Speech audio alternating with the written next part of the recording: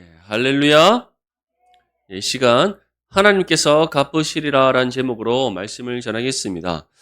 예수님께서는 너희는 이렇게 기도하라라고 말씀하시면서 우리에게 기도에 대해서 가르치셨습니다. 먼저는 외식하는 자들처럼 이와 같은 기도의 자세를 가지지 말라 말씀하셨습니다. 그 기도의 자세란 바로 우리의 기도를 자랑의 도구로 삼지 말라는 겁니다.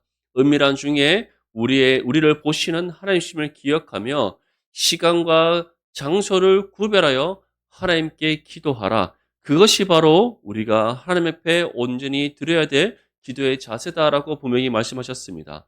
그래서 너는 기도할 때 골방에 들어가고 문을 닫고 은밀한 중에 계신 하나님께 기도해라. 왜냐하면 은밀한 중에 갚으시는 하나님이시기 때문이다. 믿습니까? 이처럼 우리가 먼저 하나님께 기도함에 있어서 가져야 될 기도의 자세는 하나님과 깊은 영적인 사귐의 관계를 가질 수 있도록 시간과 장소를 구별하는 겁니다. 그래서 우리 모든 성도님들이 정말 자신이 하나님과 깊은 영적 교제의 시간을 가질 수 있도록 시간을 구별하시고 또 다른 사람들에게 방해받지 않는 장소를 정하셔서 하나님 앞에 기도함으로 하나님과 온전히 하나됨을 이룰 수 있기를 축복합니다. 그 다음에 우리에게 기도의 내용에 대해서 가르치셨습니다. 주님께서 가르쳐 주신 기도의 내용은 두 가지로 구분됩니다. 하나는 하나님을 위한 기도이고 또 다른 하나는 우리를 위한 기도입니다. 하나님을 위한 기도를 드림에 있어서 가장 중요한 것은 바로 하나님이 누구이신가를 먼저 우리가 아는 것입니다. 그래서 예수님께서는 우리의 기도를 들으시는 하나님께서 하늘에 계신 우리 아버지이심을 말씀하셨습니다. 다시 말해 하나님께서는 우리와 멀리 떨어져 계시는 분이 아니라 우리와 단절된 관계 속에 있는 것이 아니라 하늘에 계시지만 우리의 아버지 되시는 하나님이시기에 날마다 우리와 항상 함께 하시고 또 우리의 삶을 굽어 살피시는 하나님이신 사실을 우리에게 전하셨던 겁니다. 사랑하는 성도 여러분, 이처럼 우리의 기도를 들으시는 하나님은 세상을 창조하시고 다스리시는 하늘에 계신 하나님이십니다. 또한 우리의 아버지 되시는 하나님이십니다. 그렇기에 우리와 결코 떨어지지 않으시고 영원토록 함께 하시며 우리의 세밀한 음성까지도 들으시고 응답하시는 분이심을 믿을 수 있기를 소망합니다. 그러한 하나님을 위한 기도를 드림에 있어서 핵심이 무엇이라고 우리에게 전하셨습니까? 하나님의 뜻이 이 땅에서 이루어지이다. 아멘. 우리는 다른 것을 위해서 구하는 것이 아닙니다. 하나님의 뜻이 이 땅 가운데 이루어지도록 하나님을 위해 우리가 기도해야 될 줄 믿습니다. 그래야 할 때 하나님께서는 우리를 통해 자신의 뜻을 이 땅 가운데 이루십니다. 우리를 통해 하나님의 구원을 이루십니다. 하나님의 나라가 이루어지게 하시고 하나님의 통치와 다스림 가운데 우리의 삶이 살아가게 하시는 은혜를 베풀어 주실 줄 믿습니다. 그 다음에 우리를 위한 기도를 드리라라고 말씀하시면서 인류와 양식을 구하라. 다시 말해 이 땅에 소망을 두지 말고 우리에게 있어야 할 모든 것을 아시는 하나님께서 때를 따라 공급해 주신다는 사실을 믿으며 인류와 양식을 구하라. 그러면서 이어서 우리에게 무엇을 위해서 기도하라고 말씀하셨습니까?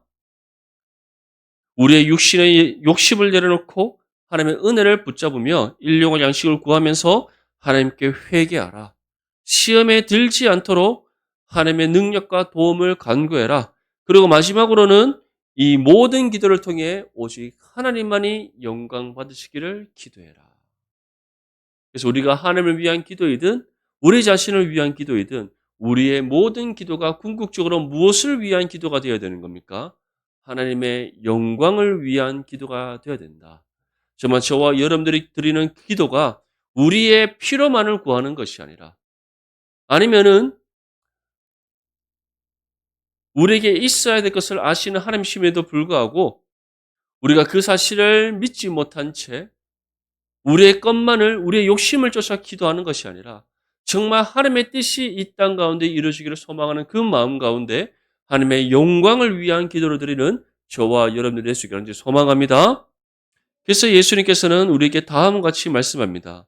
마태복음 6장 8절 말씀에 그러므로 그들을 본받지 말라 구하기 전에 너희에게 있어야 할 것을 하나님 너희 아버지께서 아시느니라.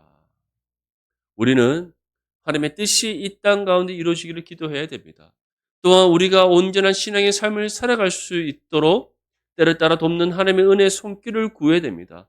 그러면서 이 모든 기도를 통해 우리는 궁극적으로 하나님의 영광이 하나님만이 영광 받으시도록 기도해야 됩니다. 그래야 할 때 하나님께서는 우리의 모든 필요를 때를 따라 공급해 주시고 부족함이 없게 하시는 은혜를 베풀어 주실 믿습니다. 이 믿음으로 예수님께서 가르쳐 주신 그 기도의 내용을 날마다 하나님께 온전히 드리는 저와 여러분들이 될 수 있기를 소망합니다. 이어서 오늘 본문 말씀에는 예수님께서 금식에 대해서 우리에게 말씀합니다. 먼저 우리에게 다음과 같이 말씀합니다. 우리 본문 14절과 15절 말씀을 함께 읽겠습니다. 시작. 너희가 사람의 잘못을 용서하면 너희 하늘 아버지께서도 너희 잘못을 용서하시려니와 너희가 사람의 잘못을 용서하지 아니하면 너희 아버지께서도 너희 잘못을 용서하지 아니하시리라. 아멘. 예수님께서는 금식에 대해 말씀하시는데 먼저 우리의 죄 용서에 대해서 말씀하십니다. 왜냐하면 금식이라는 것은 바로 회개와 관련이 있기 때문입니다. 특별히 예수님 당시의 유대인들은 금식을 지키는 이유가 바로 금식을 통해서 자신의 죄를 회개하는 하나의 경건의 방편으로 삼았기 때문입니다. 그런데 이러한 부분에 있어서 예수님 당시에 바리새인들이나 종교 지도자들 또는 유대인들이 이 금식을 잘못해가고 있는 부분들이 있었습니다. 이들은 금식을 자신의 경건의 자랑으로 삼았기 때문입니다. 그래서 예수님께서는 다음과 같이 우리에게 말씀합니다. 너희가 사람의 잘못을 용서하면 너희 하늘 아버지께서 또 너희 잘못을 용서하신다. 다시 말해 진정으로 우리가 하나님부터 죄 용서의 은혜를 받았음을 믿는다면 우리가 용서하는 삶을 살아가야 된다는 겁니다. 금식을 우리의 경건의 수단으로 삼는 것이 아니라 정말 우리가 금식하며 하나님 앞에 회개하는 것뿐만 아니라 먼저 우리가 죄 용서의 은혜를 받은 하나님의 자녀로서 용서하는 삶을 살아라. 그것이 회개에 있어서 먼저 우리에게 있어야 될 삶의 모습임을 우리에게 말씀하고 있는 겁니다. 예수님 당시의 바리새인들은 이 금식을 자신의 경건의 자랑으로 삼았습니다. 그런데 이 금식이 원래 율법에 있는 내용인가? 그렇지 않습니다. 실질적으로는 대제사장이 1년에 딱 한 번 대속죄일에 금식하여서 자신을 깨끗하게 하고 정결하게 함으로써 하나님 앞에 나아가는 하나의 규례로서 지켰습니다. 그런데 바벨론 포로기 이후에 이제 유대인들이 금식에 대한 규례를 만들기 시작합니다. 왜냐하면 그들이 심판을 받아 지금 포로의 삶을 살아가는 이유는 그들의 죄 때문을 그들이 알았기 때문입니다. 우리가 아수르에 의해서 멸망당한 이유, 우리가 바벨론에 의해서 멸망당한 이유, 그래서 우리가 포로의 삶을 살아가는 이유, 다 이것이 하나님의 말씀의 뜻대로 살아가지 못한 우리의 죄 때문이다. 그렇기 때문에 그 당시에 그들은 금식을 선포하며 자신들의 모든 죄를 개인의 삶뿐만 아니라 민족의 모든 죄를 그들이 하나님 앞에 자복하며 회개하자 그러한 의미로 그들이 금식을 선포했던 겁니다. 그런데 이 금식이 점점 세월이 흘러가면서 금식의 뜻이 왜곡되기 시작합니다. 금식의 의미가 잘못되어지기 시작했습니다. 그래서 이들은 금식을 자신의 경건의 하나의 자랑의 도구로 삼기 시작했고 결국에는 바리새인들은 일주일에 2번 금식하면서 자신들의 금식을 자랑하기 시작했던 겁니다. 그렇다면 왜 이들은 일주일에 2번 금식했는가?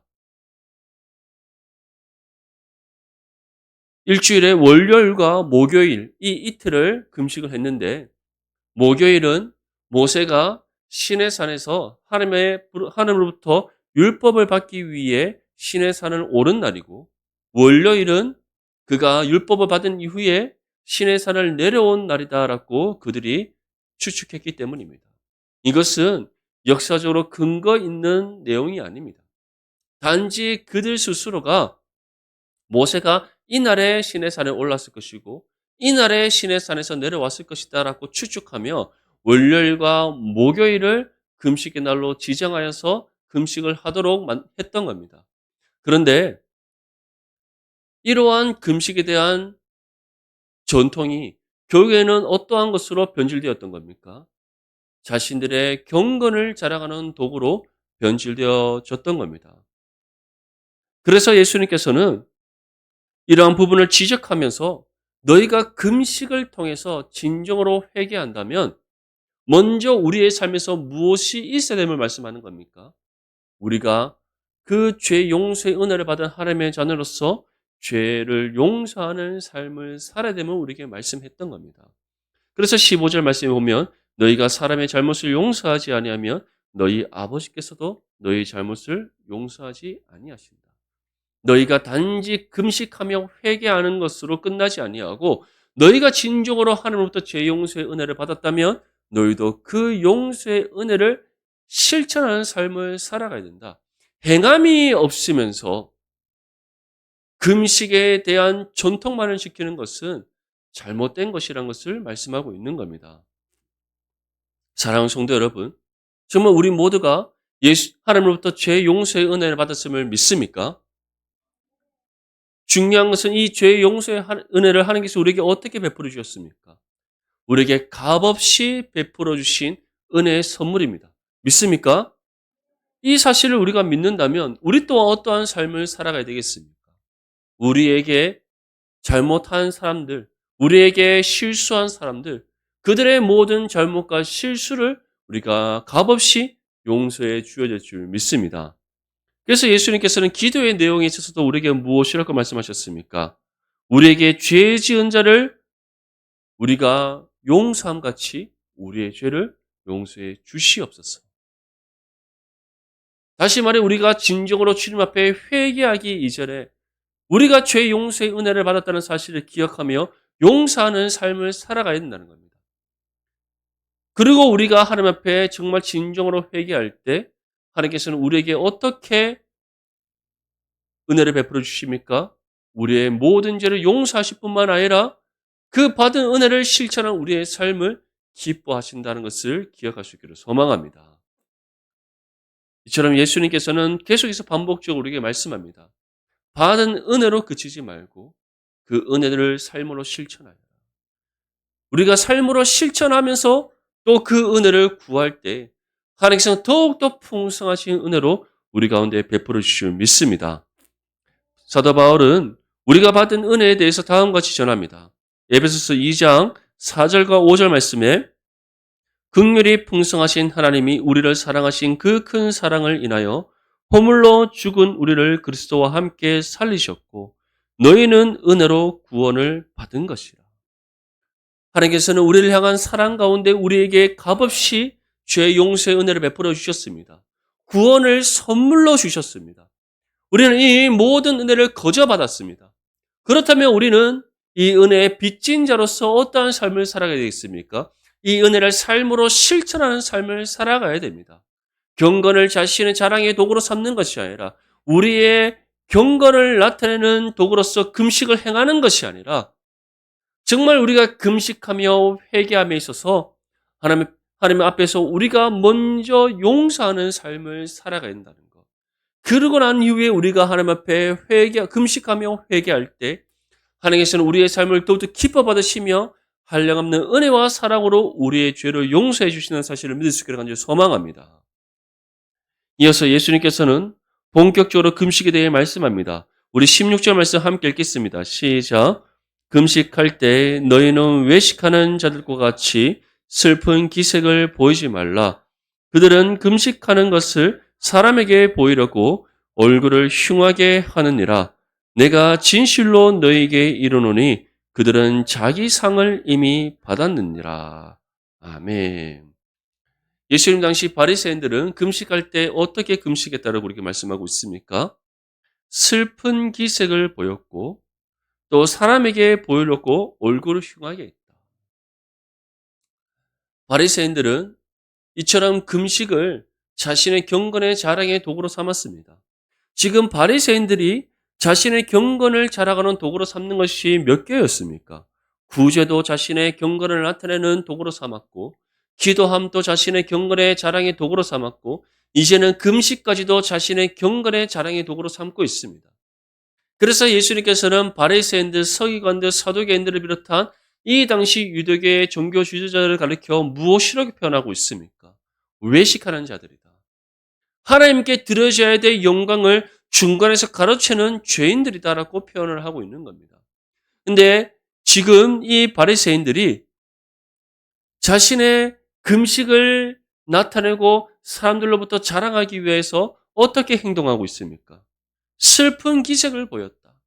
다시 말해 누가 봐도 금식하고 있다는 사실을 알 수 있도록 슬픈 기색. 정말 자신이 하나님 앞에 정말 제가 죄인입니다. 하나님 정말 제가 이와 같은 많은 죄를 지었습니다. 주님 저의 죄의 무게가 이렇게 무겁습니다. 누구나 알 수 있도록 인상을 찌그리고 아픈 기색을 하면서 슬퍼 보이도록 행동을 했다는 겁니다. 이것이 정말 자신의 죄에 대한 민감하게 반응하며 하나님 앞에 신앙의 양심을 따라 나타내는 금식하며 회개하는 것이라 할 수 있습니까? 그렇지 않습니다.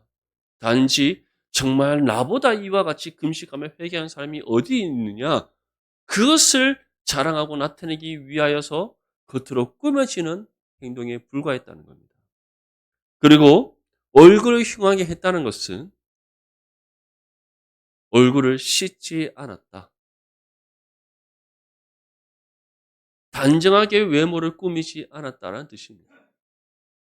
한번 생각해 보십시오. 예수님 당시 바리새인들은 수염을 깎지 않습니다.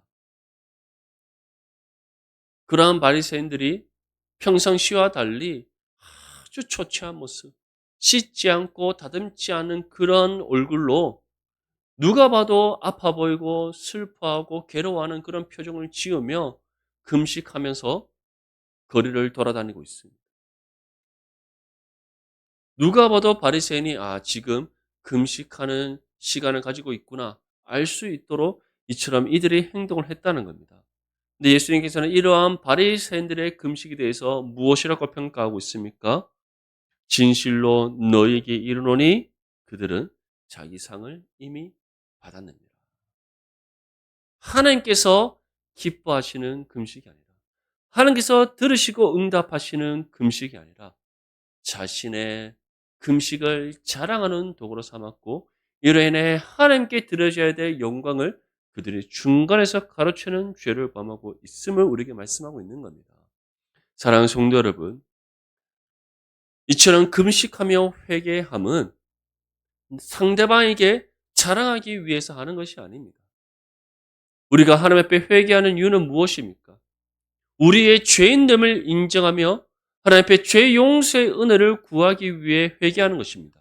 믿습니까? 그것이 회개의 진정한 의미입니다. 그런데 하나님께서는 이미 구원과 함께 우리의 죄를 용서해 주셨습니다. 이 죄 용서의 은혜는 완전한 죄 용서의 은혜입니다. 그렇기 때문에 우리가 하나님 앞에 나의 실수와 잘못, 하나님의 뜻대로 살아가지 못한 나의 삶을 하나님께 내어놓고 자복하며 회개할 때 하나님께서는 우리의 죄를 묻지 아니하시고 용서해 주신다 말씀하셨습니다. 그러면서 예수님께서는 우리에게 무엇이라고 말씀하셨습니까? 너희에게 실수하고 잘못한 사람을 7번에 70번까지라도 용서하라. 아멘? 그것이 무엇을 의미합니까? 너희가 하나님의 완전한 죄 용서의 은혜를 값없이 받았으니 너희도 용서하는 삶을 살아라. 그것이 하나님 앞에 마땅한 것이다. 그리하면서 우리 또한 날마다 하나님 앞에 용서의 은혜를 구하라. 그래야 할 때 하나님께서 우리를 회복시켜 주신다. 우리에게 주신 약속의 말씀입니다. 그렇다면 우리가 하나님 앞에 금식하며 회개할 때 그것을 우리의 경건의 자랑의 도구로 삼아서 되겠습니까? 다른 사람들이 알 수 있도록 지금 내가 이렇게 금식하고 있어. 내가 이렇게 금식하며 회개하고 있어. 내가 이렇게 경건한 사람이야. 그것을 우리의 경건의 자랑의 도구로 삼아서 되겠습니까? 그렇지 않습니다. 그것은 교만이요. 또한 하나님의 영광을 가리는 죄라는 사실을 기억할 수 있기를 바랍니다. 그래서 예수님께서는 우리에게 다음과 같이 금식하라고 말씀의 가르침을 주십니다. 우리 본문 17절과 18절 말씀 함께 읽겠습니다. 시작. 너는 금식할 때에 머리에 기름을 바르고 얼굴을 씻으라. 이는 금식하는 자로 사람에게 보이지 않고 오직 은밀한 중에 계신 내 아버지께 보이게 하려 함이라. 은밀한 중에 보시는 내 아버지께서 갚으시리라. 아멘. 금식할 때 어떻게 하라고 우리에게 말씀합니까? 머리에 기름을 바르고 얼굴을 씻으라. 이것은 우리의 용모를 단정하게 하라는 겁니다. 다른 사람이 우리의 금식함을 알 수 없도록 너희의 용모를 깨끗하고 단정하게 하라. 그래서 이와 같이 우리에게 말씀합니다. 이는 금식하는 자로 사람에게 보이지 않고 오직 은밀한 중에 계신 내 아버지께 보이게 하려 합니다. 다시 말해 우리가 금식하며 회개할 때 누구에게 집중하라는 겁니까? 하나님께 집중하라는 겁니다. 이것은 금식만이 아닙니다. 우리가 구제를 행할 때에도, 기도할 때에도, 예배 드릴 때에도, 일상의 삶 속에서 우리에게 주어진 신앙의 삶을 살아갈 때에도 우리는 누구에게 주목해야 됩니까? 하나님께 주목해야 됩니다. 우리의 생각과 마음이 하나님께 집중이 되어져야 되고 우리의 시선이 하나님께 고정되어야 되고 우리의 모든 삶이 오직 하나님의 영광을 위한 것이 되어야 됨을 기억할 수 있기를 바랍니다. 그런데 우리가 하나님께 주목하지 아니하고 하나님께 우리가 온전히 우리의 삶이 들어지지 아니하고 우리 자신에게 집중하기 시작할 때 우리에게는 교만의 씨앗이 다시 싹트게 된다는 사실을 기억할 수 있기를 바랍니다. 교만은 일만하게 뿌리입니다. 교만은 우리로 하여금 하나님의 중심의 삶으로 살아가는 것이 아니라 나 중심의 삶으로 살아가게 합니다. 그래서 교만은 시기와 질투를 낳고 분노를 낳고 나태함을 낳고 탐욕과 탐식과 정욕과 허영에 빠지게 만드는 겁니다. 교만한 사람은 이 땅에 소망을 둡니다. 교만한 사람은 나의 나됨을 자랑하기를 즐거워합니다. 교만한 사람은 자신의 육신의 배부름을 자신의 주인으로 삼습니다. 그렇기 때문에 이 땅에서 무엇을 먹고 마시고 입을까 걱정하고 염려하며 살아가는 겁니다. 하지만 하나님의 영광을 위해 살아가는 사람은 나의 나됨을 자랑하지 않습니다. 이 땅에 소망을 두지 않습니다. 이 땅에서 무엇을 먹고 마시고 입을까 염려하며 걱정하지 않습니다. 언제나 먼저 하나님 나라와 의를 구하고 우리의 모든 신앙의 삶이 하나님의 영광을 위한 삶이 되도록 헌신한 삶으로 살아갑니다. 사랑하는 성도 여러분, 우리는 어떠한 신앙의 삶을 살아가고 있습니까? 하나님의 영광을 위한 삶을 살아가고 있습니까? 우리의 생각과 마음이 하나님께 집중되어지고 하나님의 영광을 위하여 헌신한 삶을 살아가고 있습니까? 아니면 우리의 모든 신앙의 삶이 바리새인들처럼 외식하는 자들처럼 우리의 경건을 자랑하기 위한 도구로 삼고 있지는 않습니까? 원하기로는 주님의 말씀의 가르침을 따라 믿음으로 순종하여서 오직 하나님의 영광을 위한 거룩한 삶이 될 수 있기를 주님의 이름으로 축복합니다. 이처럼 우리가 먼저는 하나님으로부터 받은 그 죄의 용서의 은혜를 우리가 기억하며 서로 용서하는 삶을 살아가고 또한 그러한 신앙 삶 속에서 우리가 하나님 앞에 온전한 회개를 드리는 삶이 될 때에 하나님께서는 은밀한 중에 보시는 하나님께서 갚으신다는 사실을 믿을 수 있기를 간절히 소망합니다. 예수님께서는 금식에 대해 말씀하시면서 중요한 두 가지를 우리에게 지금 말씀하고 있습니다. 먼저는 우리 삶에서 용서가 실천되어야 된다.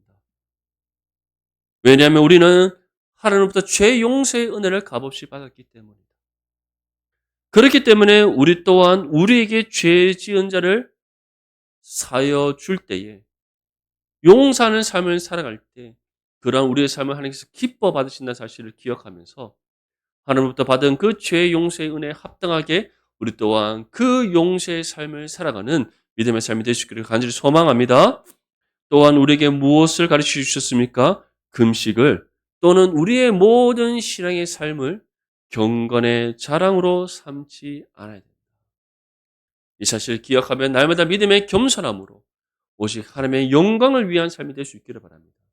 그래야 할 때 하나님께서 우리의 삶을 기뻐 받아주시고 하늘의 신령과 은혜와 복으로 우리의 삶 가운데 충만하게 하실 줄 믿습니다. 이 사실을 기억하며 주님 가르쳐 주신 이 말씀에 따라 믿음으로 실천하여 먼저는 하나님께 영광이요 또한 세상 가운데 하나님의 살아계심을 증거하는 저와 여러분들의 삶이 될 수 있기를 주님의 이름으로 축복합니다.